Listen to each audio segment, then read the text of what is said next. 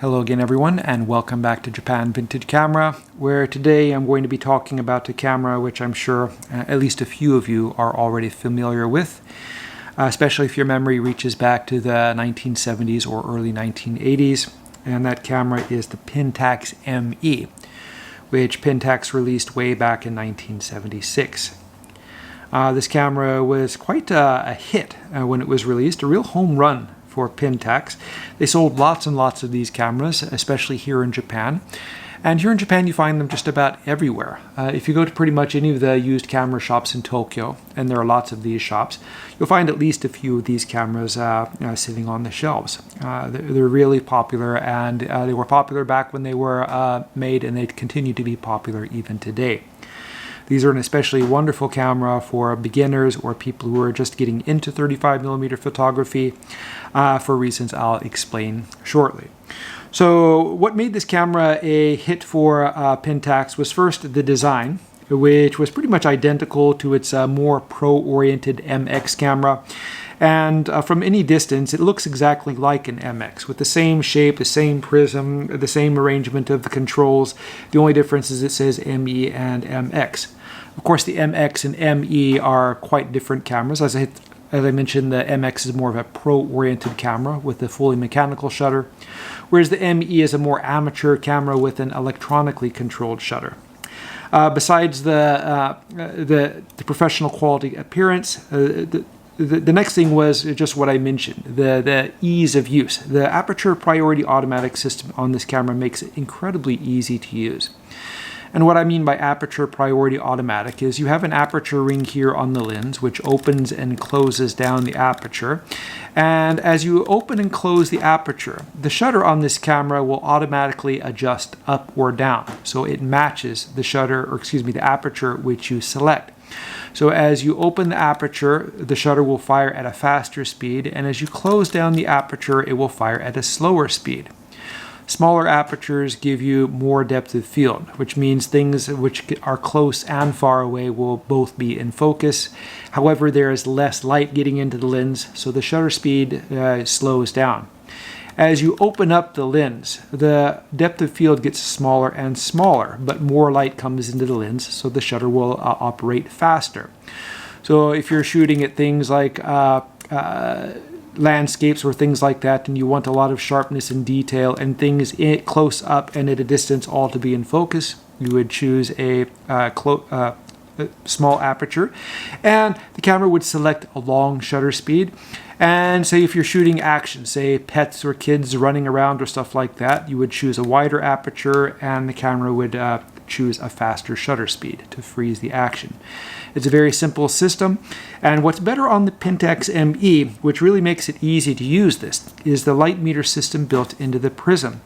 Now if you're looking through the prism, you see what the lens sees, which allows you, of course, to focus and compose easily.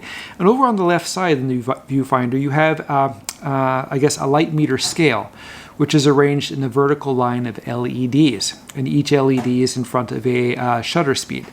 And as you move the aperture, opening or closing it, the LED moves up or down and shows you which shutter speed the camera is selecting. And that's kind of a good feature because a lot of the earlier cameras, like Yashica Electros and such, they use the same system, but you couldn't actually tell what shutter speed the camera was selecting. And you might have a small aperture chosen, and the camera is selecting a shutter speed which is 1 second long, which means you can't really hold the camera still for 1 second, and your photo gets blurred. But with this camera, as you look through the viewfinder, you know instantly what shutter speed the camera is selecting. And if it's too slow, you can simply turn the aperture ring to speed it up to a speed you feel comfortable holding the camera steadily. Very simple to use. Another wonderful feature this camera has is the Pentax K mount, which allows you to fit a huge amount of lenses on these cameras. Pentax made lots and lots of K mount lenses. This one is fitted with a Pentax M lens. They also had the A series lens. And what was a really wonderful thing about this camera, which made it even more popular, was that Pentax made what was called an M42 adapter. And by using this M42 adapter, you could use the old M42 lenses on the Pentax K mount. Pentax began producing SLR cameras way back with the old M42 camera, the AP.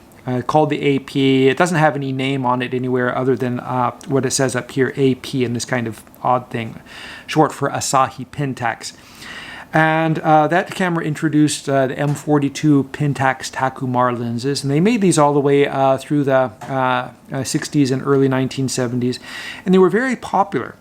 And a lot of people who had these cameras with these old M42 mount lenses didn't really want to buy a new camera because that meant that it would have to buy new lenses. But Pentax made it possible for them to buy a new camera but use the old lenses.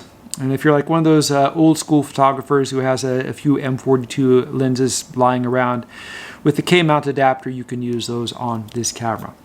Another wonderful point about this camera is its reliability. This is one of the most reliable Pentax cameras out there. I haven't traded in a lot of the ME cameras, but I've never actually come across one which doesn't work. This one arrived in my mail last week, and the first thing I noticed was the battery compartment was corroded on the bottom, which is a very common problem with Pentax cameras. I managed to get the film cap off, and luckily on the inside it wasn't that bad, but with a little bit of cleaning up I put in a couple of batteries, and this camera just 100% works. So it's really reliable, and even more reliable than the more, I guess, pro-oriented MX.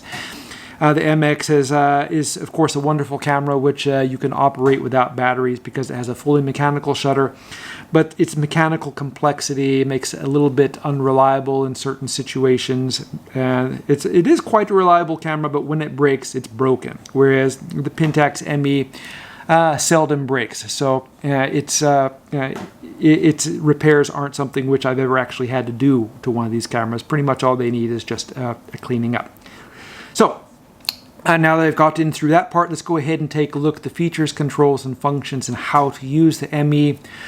Starting at the top left here, we have this film rewind knob with a pop-out lever, very easy to use. Below this, we have the selector ring for selecting the film speed. Where my thumb is right now, there's a window, and as I lift up and turn this dial, the film speed numbers will change, and then that will allow me to set the film speed which matches the film I have loaded in the camera. If I let go of it and I just simply turn the knob, then that changes my exposure compensation. As I've mentioned before in previous videos, this is very important if you are shooting at subjects which are black or white. The light meters in cameras always see things in 18% gray, so if you show them something black or white, they'll always try to make it gray. So to shoot something black and have it come out black, you reduce the exposure. To make it something white come out white, like snow, you increase the exposure. That's something you can do with this camera quite easily. We have a shoe for mounting a flash. You can use any modern strobe flash on this camera. There's a PC sync socket here if you want to use an older style flash or flash gun, but any modern flash, just slide it on and just follow the instructions on the flash. Over here we have the selector ring, which has 4 positions. The first position is the L position or lock, and that locks the shutter button so you don't accidentally fire it. The next is the auto setting, which you will use 99% of the time. The next setting is the 100x speed, which is a manual setting. If the battery in this camera dies, you can still operate it manually at the 1/100th of a second shutter speed. And last is a bulb setting, which is very useful for long timed exposures. There are a lot of people out there who love to take pictures at night.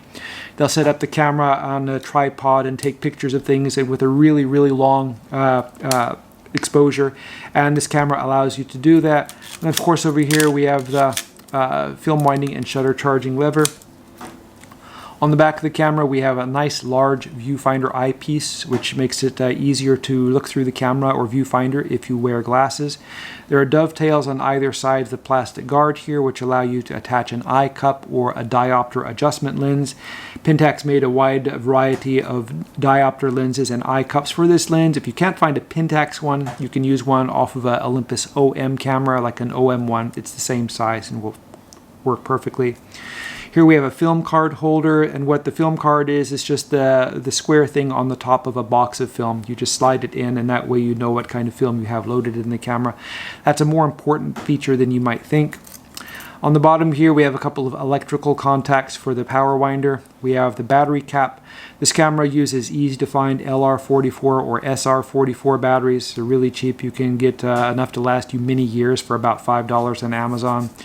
We have a standard 1/4-inch tripod socket. Here we have the release button, which allows you to release the winding mechanism so you can rewind the film.